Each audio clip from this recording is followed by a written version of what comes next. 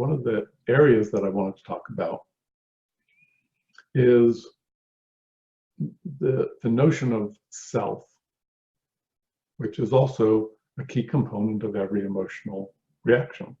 There's always a sense of self in every emotion. And it's a sense of self that deep down has as part of its sense of identity a feeling of, I am a separate being.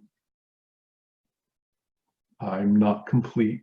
Now, these aren't necessarily conscious thoughts or even subtle, deep feelings. If we get to know ourselves, we discover that there's an aspect of our nature that feels this way. That's always part of human nature and always present until we attain full enlightenment. There's some part of our nature that feels separate, and that as a result of that sense of separation,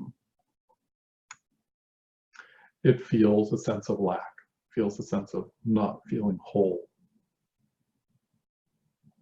And this is key to where emotions are born. Out of that sense of not feeling whole comes desires. How will I become whole? How will I be happy? How will I take care of this sense of lack?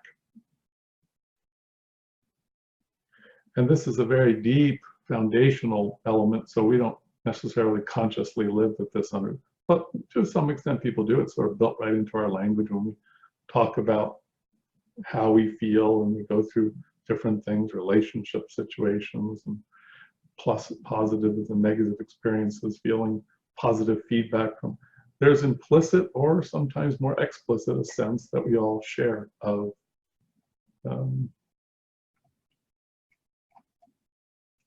lack, of need. And truly, if we are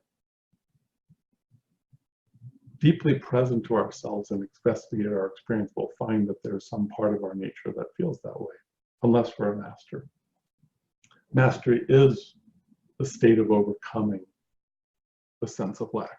That's one way to define it.